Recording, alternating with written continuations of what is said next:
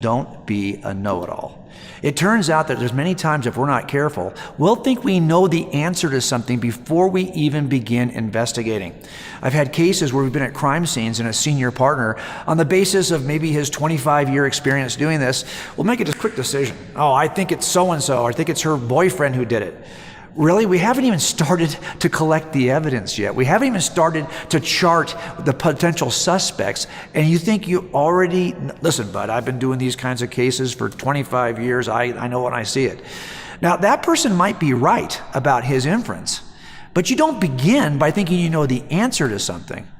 If you do, you're liable to Now, as it turns out, I had a case like this where we spent a whole week trying to find the boyfriend. It wasn't even the boyfriend. It was a brother involved. So you could be very careful about thinking you know the answer before you begin. You have to kind of start by presuming nothing. Start by just looking at the evidence and letting the evidence speak for itself. Now, I say this only because you probably know somebody in your life who has some presupposition which already excludes the Christian worldview. Maybe there's somebody, for example, who says, well, look, unless you can demonstrate something with science, I can't believe it. Well, that's a presupposition they're beginning with that might color the way they're looking at evidence. It might exclude certain approaches to evidence. They might say, well, I don't believe in anything supernatural. So whatever you're going to say about Christianity, you cannot include anything supernatural because I reject the supernatural. Really? Well, we're making a case to determine if something supernatural occurred in the first century. If you're trying to investigate that, you can't begin by thinking you know that nothing supernatural ever occurs. We're all going to have to take our presuppositions and suspend them, at least for a season, so we can look at the evidence fairly.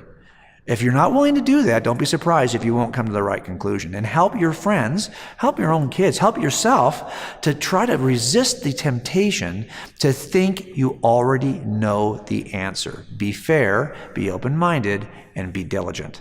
Now, I want to give you also another way of inferring to the most reasonable explanation. It's something we call abductive reasoning. But before I begin to explain it, let me make sure you understand there's a huge distinction between what's possible and what's reasonable.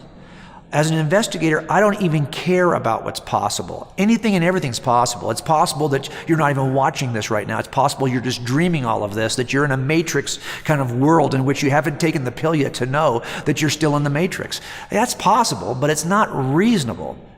The standard of proof is not beyond a possible doubt in criminal trials. Why? Because you could never prove anything beyond a possible doubt. Nothing. You could prove beyond it. I could always raise some possible doubt, as ridiculous as it may be.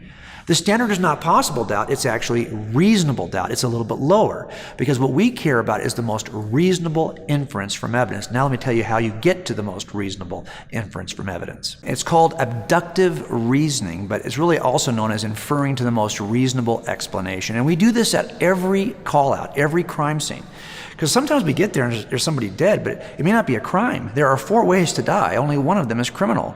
We're trying to figure out, is this a natural? Is this an accidental death? Is this a suicide? Or is this a homicide? If it's a homicide, that changes everything.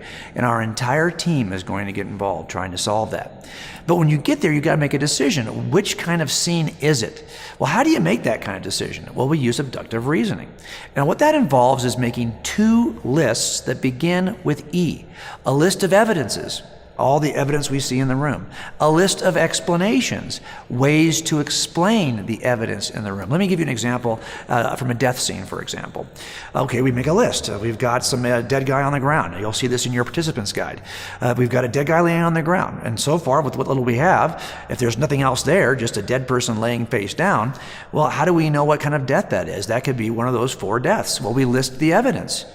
And as the scene is different, if there's a stab wound, or if there's a gunshot wound, or if there's a piece of evidence at the crime scene, we will start to cross out those explanations that don't make sense given the evidence in the room. Pretty simple approach. Could you use that approach to examine Christianity? Well, I think you could. As a matter of fact, I used it as a new Christian or a new investigator of Christianity to really understand the evidence for the resurrection. Now think about that. We've got a crime scene, an empty tomb, and we have to determine what's the best explanation for it. So let's make a list of the evidences in the room. I'll give you the simplest evidences that even the most skeptical scholars, for the most part, to a certain level of certainty will agree on. 70% or so would say this. Even as unbelievers, they would say, well, okay, so Jesus lived, and he was crucified, and he died on that cross and was buried. Okay, that's a pretty simple claim. Doesn't mean the resurrection is true. Doesn't mean Christianity is true. Okay, we'll add something to that. How about the fact that there's an empty tomb? Oh, okay, but that doesn't mean Christianity is true. I could explain the empty tomb some other way. Okay, how about this? The disciples, they seem to believe that Jesus actually rose from the dead. They reported it, and they lived their lives as though they believed it. Okay, that's fine, but that doesn't mean Christianity is true. Lots of people believe all kinds of crazy things. How about this? They actually were they were transformed after seeing the risen Christ. I mean, they were so adamant about their beliefs. Within 4 or 5 generations, the entire Roman Empire was being affected by Christianity. That still doesn't mean Christianity is true. Okay, but that's at least the minimal evidence. That's just some simple evidence in the scene that we have to explain. Well, there are a number of ways to explain that evidence. It might just be true. It might just be exactly as the Gospels reported it. The Gospels might just be accurate. As a skeptic, I don't think so. There's got to be another way to explain this. For example, maybe he didn't really die on the cross. If Jesus was only badly injured and passed out, you wouldn't need a resurrection. You could actually, it's just a resuscitation. Maybe they hallucinated this. Maybe they lied about it. Maybe there was an imposter involved. Maybe this thing was a story that was changed over time. Do you see how I could offer a number of other explanations for the basic evidence surrounding the resurrection? Well, now we get to employ abductive reasoning. We simply ask the question, do these explanations work given the evidence we have in the room? Now, in your participants guide, you're going to see why I think each of the non-Christian explanations, the naturalistic explanations involving no miracle, involving no resurrection, why each of those doesn't work. They are all fatally flawed.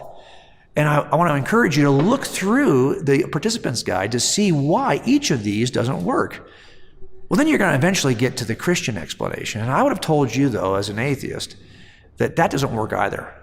It's also fatally flawed, I would have said. And you, well, why? Well, because it involves and requires a supernatural event called the resurrection. And I would have said, hey, you cannot include supernatural events in history. That's not history. History does not involve miracles. If you read an ancient account about something and it involves a miracle, you're now talking about mythology, not history. It's a category difference. So I would have said, no, I'm out. But now we go back to the first principle we talked about in this session, your presuppositions. Be careful about presuming you know for sure that nothing supernatural can ever occur. You don't know that for sure. And if you presume that, then of course everything seems silly if it involves a miracle. But what if that's just your bias, your presupposition talking? We said you've got to suspend presuppositions. If you do that, you'll see that the Christian explanation is by far the most robust and efficient way to explain the basic pieces of evidence in the scene. Now, I've given you 2 skills that I think you can actually use going forward. Presuppositions, making sure you don't have any of those, and 2, using abductive reasoning. Now, we actually have these call-out bags. These are bags that we use. I keep my gloves in here, you name it. Everything I need, my camera's in here, flashlights are in this bag. I've had a bag just like it for well over 15 years. And every time I wear it out, I just buy another one just like it. And what do I put in here? I put in here all the stuff that'll help me solve cases. Well, I've just given you 2 skill sets that you can put in your call-out bag. 1, be careful of presuppositions, and 2, use abductive reasoning to determine what's true. And those are skills you can take with you as you investigate any claim going forward. Those are new skills, new tools for your call-out bag so you can be the best Christian case maker God has designed you to be.